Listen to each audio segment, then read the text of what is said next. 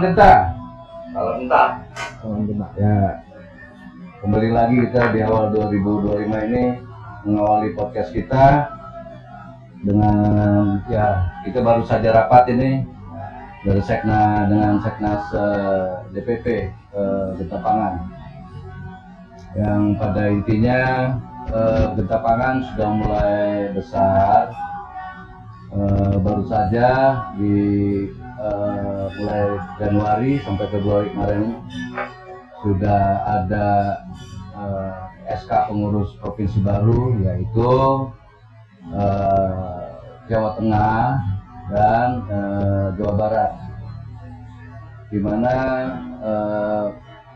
dua provinsi tersebut sudah terbentuk di beberapa kabupaten di provinsi terkait dan sudah memulai uji coba tanam benih dan budidaya juga dan tanam padinya. Dalam waktu dekat ini, khususnya untuk di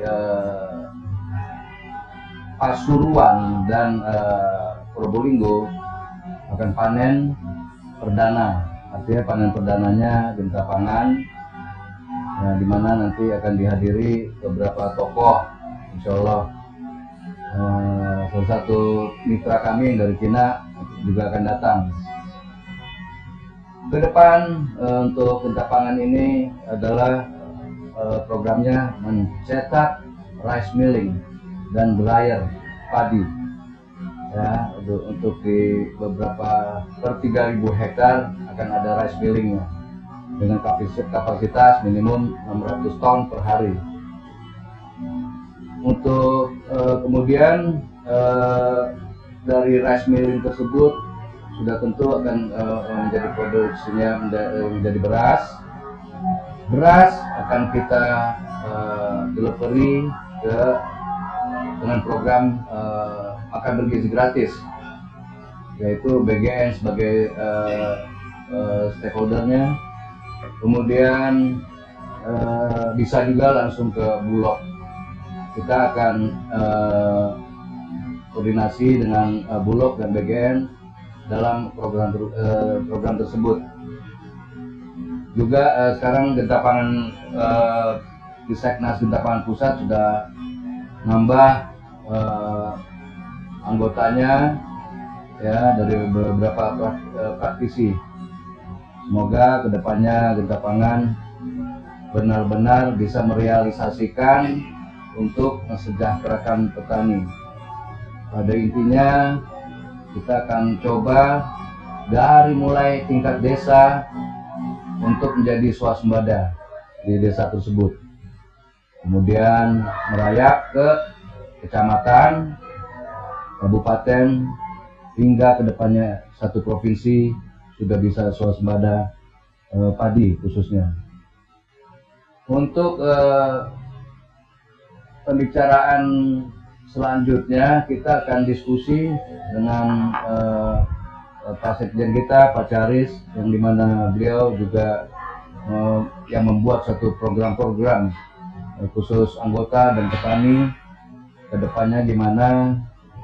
Monggo silakan Pak Sekjen, Pak Charis. Terima kasih. Mungkin bisa kami laporkan yang terkait yang pertama itu tentang organisasi. Jadi terhitung bulan November tanggal 4 kita kan SK penetapan berdirinya Genta Pangan Seknas Genta Pangan Mandiri yang dikeluarkan oleh Dirjen AMU atas nama Menteri Hukum dan HAM. Dan selanjutnya dengan penyesuaian waktu akhir bulan Januari kemarin kita sudah mengeluarkan SK pembentukan cabang perkumpulan di 18 provinsi dan di 132 kabupaten. Alhamdulillah untuk yang di Jawa tinggal 10 kabupaten yang belum, yaitu untuk DIY dan Banten. Mudah-mudahan bulan ini bisa kita selesaikan. Dan kemudian saya harapkan untuk DPW dan DPD yang telah menerima SK untuk pembentukan cabang perkumpulan bisa segera mendaftarkan atau mencatatkan keberadaannya di Kesbangpol kabupaten masing-masing. Dan laporkan ke kami bila sudah tercatat di masing-masing Kesbangpol. Kemudian yang kedua yaitu tentang kegiatan. Jadi kita mengucapkan terima kasih kepada teman-teman di DPW, DPD, bahkan sampai ke Pordes dan Porcam, karena hampir semuanya sudah melakukan upaya untuk ini ya bisa disebutkan sebagai demplot kalau untuk uji keberhasilan tanaman, Ya. kemudian juga latihan melakukan pendampingan dan latihan juga melakukan kegiatan fasilitasi dengan mencarikan pupuk dan lain sebagainya. Nah, saya harapkan kita dalam beberapa waktu ke depan, 1 bulan atau 2 bulan, masing-masing DPD itu sudah bisa mengajukan program prioritasnya. Tinggal kita punya beberapa pilihan, tapi yang jelas kegiatan kita basisnya adalah integrasi antara kegiatan budidaya dan kegiatan pasca budidaya atau industri primernya. Kenapa ini kita lakukan? Karena ada 2 kepentingan. Yang pertama adalah bagaimana kita melakukan pendampingan dan fasilitas kepada petani, Ya. sehingga petani itu bisa sukses di dalam berbudidaya. Dalam artian produksinya meningkat, penghasilannya juga lebih baik, sehingga kita harapkan tingkat kesejahteraan kawan-kawan petani itu membaik. Nah, kita tugaskan pengurus-pengurus kita tuh mendampingi secara maksimal di sana, kan gitu. Ya. Urus petani itu sebaik-baiknya dan usahakan ini adalah sebagai kegiatan bakti mereka kepada petani. Ya. Nah, selanjutnya kawan-kawan pengurus yang sudah berdaya upaya melakukan pendampingan itu, kita akan bangun kewirausahaannya, Ya. kan gitu.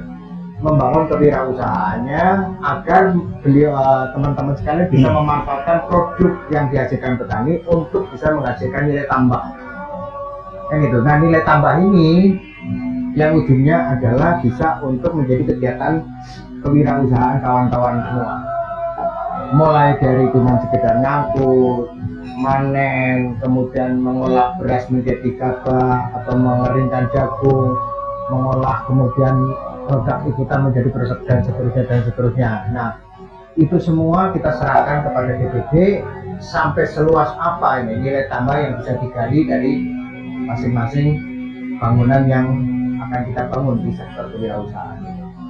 Di mana kita tahu bahwa kita akan bangun integrasi budidaya dan primernya, baik berbasis beras atau padi, berbasis jagung, mungkin juga ada yang berbasis nanti hortikultura, apa kentang atau macam-macam atau lombok dan lain sebagainya. Kemudian yang ketiga adalah peternakan. Nah, peternakan ini kita lebih cenderung ke peternakan ruminansia karena dia nanti bisa memanfaatkan limbah daripada pertanian, sehingga terjadi siklus antara pertanian dan peternakan ini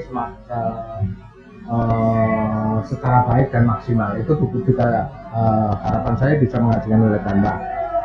Begitu juga untuk kegiatan unggas atau peternakan unggas, karena kita bisa memanfaatkan jagung jelek yang kita produksi atau limbah jagungnya, limbah bonggol jagungnya sama dedok yang dihasilkan dari gilingan padi kita.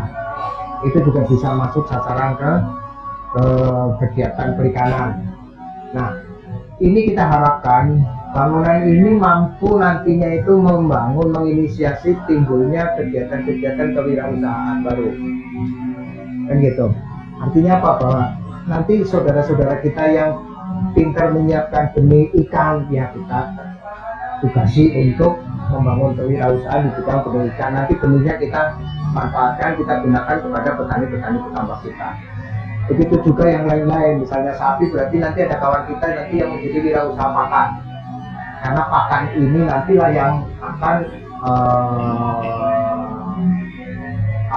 diatur formulanya sehingga bisa menghasilkan produk budidaya peternakan maupun perikanan atau perunggasan itu yang baik hasilnya, karena kuncinya nanti.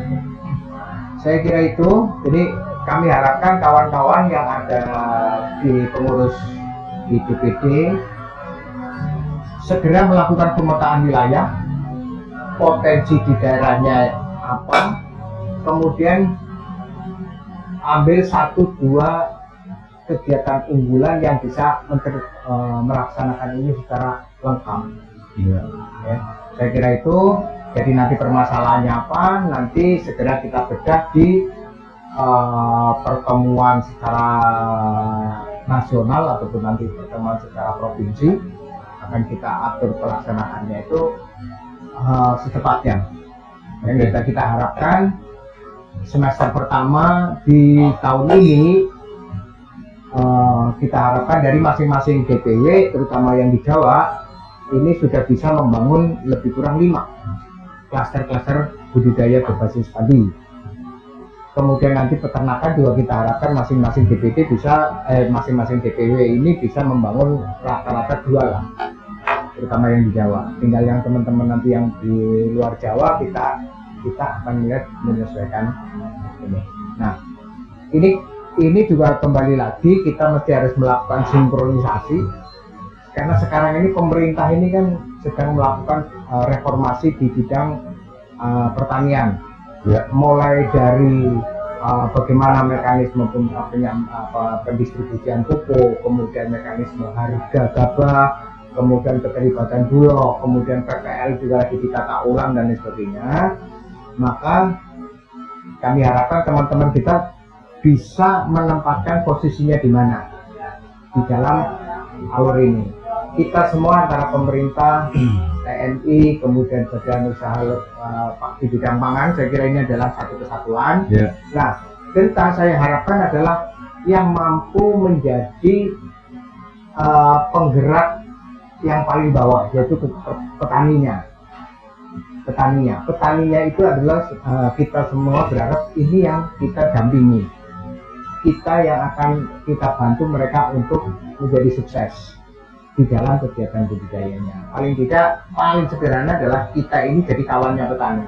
Di mana petani mengeluh permasalahannya apa, terutama di bidang problematika pertanian itu, petani ada teman untuk menyampaikan.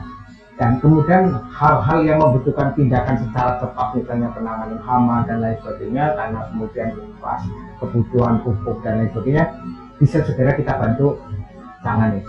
Saya kira itu secara umum dari teman-teman yang di daerah yang mesti harus persiapkan, sehingga apa, secara keseluruhan baik di tingkat Kordes, Korcam, DPD, DPW sampai DPP kita mempunyai peran yang berbeda-beda, tetapi intinya adalah kita saling menyukseskan. Dan satu pesan lagi terkait dengan semakin meriahnya ini Genta, kan gitu deh. Banyak laporan dari teman-teman di daerah, ya ada upaya untuk mendiskreditkan atau mendegradasi tentang Genta. Jadi sekali lagi mungkin bisa menjadi pegangan teman-teman. Genta itu memang adalah organisasi non pemerintah, tetapi dekat dengan pemerintah. Karena tujuan Genta adalah menggerakkan petani untuk mendukung swasembada pangan di dalam program Lumbung Pangan Nasional, memberikan pangan yang sehat, dan yang tidak kalah penting adalah nanti kami DPP titip kepada kawan-kawan di lapangan, di mana klaster-klaster budidaya itu ada, tidak boleh ada orang miskin di situ. Men, baik. Saya kira itu, tetap semangat kawan-kawan. Satu lagi, Pak Sekjen, tolong konfirmasi lagi kepada teman-teman kita Genta Pangan se-Indonesia supaya mereka tahu Genta Pangan itu sudah di beberapa provinsi sama beberapa kabupaten sih yang kita sudah keluarkan SK. Monggo. Untuk provinsi kan sudah 18. Ya kan? Jawa Tengah, Jawa Timur, Jawa Barat, Jawa Tengah, DIY, Banten. Banten. Kan gitu, walaupun Banten ini untuk DPW-nya masih kita pending dulu. Iya. Tapi artinya SK pembentukan provinsinya udah 5. 5. Ditambah Sumatera itu sudah ada mulai dari Aceh, Sumut, Sumbar, Lampung, dan satunya lagi adalah Bengkulu. Sumatera Barat juga ya? Ini Sumatera Barat sudah ada 5. Kemudian di Sulawesi itu Sulawesi Utara, Sulawesi Tenggara, kemudian Sulawesi Barat, Bu Adriani, Sulawesi Barat, itu sudah 3. Kemudian di kepulauan itu mau ada dari Papua, kemudian Maluku, NTT, NTB. 19 berarti ya? 19. Nah, kalau untuk DPD atau di tingkat kabupaten, satu Jawa itu sebetulnya sudah ada semua. Sudah ada semua. Berapa ratus itu? Nah, itu kalau di Jawa kan cuma 108. 108 kabupaten kota. Nah, itu memang ada beberapa yang sebetulnya sudah ada calonnya, tetapi kita masih melakukan verifikasi dulu sekaligus pemantapan beliau-beliau untuk menjadi pengurus. Ya, saya kira itu. Oke. Baik, demikian keterangan dari Pak Sekjen. Kebetulan semua administrasi yang tahu hanya Pak Sekjen. Sekali lagi juga saya menghimbau ke seluruh teman-teman anggota Perintah Pangan se-Indonesia di dalam perjalanan kita, ya, perjuangan kita mewujudkan kesejahteraan petani, nelayan, dan peternak itu memang banyak lika-liku perjalanannya. Ada yang konflik antar sesama anggota, ada yang konflik yang tadi disebut, ada yang mendiskreditkan Perintah Pangan itu A, B, C, D, dan semuanya. Ya, bagi teman-teman yang suka mendiskreditkan, mohon maaf, kami ya hanya organisasi yang mencoba menjadi mitra pemerintah yang baik untuk mewujudkan, ya, khususnya swasembada pangan. Hanya itu aja, kita nggak lebih nggak kurang. Swasembada pangan itu tidak akan tercapai kalau masih ada anak petani, anak nelayan, anak peternak yang tidak sekolah, ada yang tidak makan, dan seterusnya. Mungkin ada tambahan dari Pak Bendara juga. Beliau ini silent, cuman bergerak terus dalam fans atau Pak Ketua. Ya, siap. Ini Pak Wasekjen kita, Pak Iman. Di TikTok official Perintah Pangan itu banyak yang menanyakan bagaimana kita ini bergabung nih dengan Perintah. Saya menerima pesan dari orang Bali, Kalimantan Barat, Kalimantan Selatan. Jadi untuk lebih jelasnya kalau ini bergabung bersama Perintah, bisa dikirimkan email ke mana? Charlie Hotel Alfa Romeo Itali Sierra @seknaskitapangan.com, dan subjeknya berjuang bersama Genta. Isi pesan di situ dari mana saudara, wilayah mana, lalu tinggalkan nomor teleponnya, nanti bisa dihubungi oleh Pak Sekjen. Demikian Pak Sekjen. Oke. Ya, demikian info dari kita semua. Kita harus tetap semangat, selalu solid, selalu kompak. Segera akan kita kondisikan pertemuan seluruh daerah melalui Mukernas. Oke. Dalam hal ini juga kita memasuki Ramadan, dan kami dari Seknas Perintah Pangan Pusat mohon maaf lahir batin, selamat menjalankan ibadah puasa di bulan Ramadan. Apa kabarnya Ramadan? Salam Genta. Salam Genta.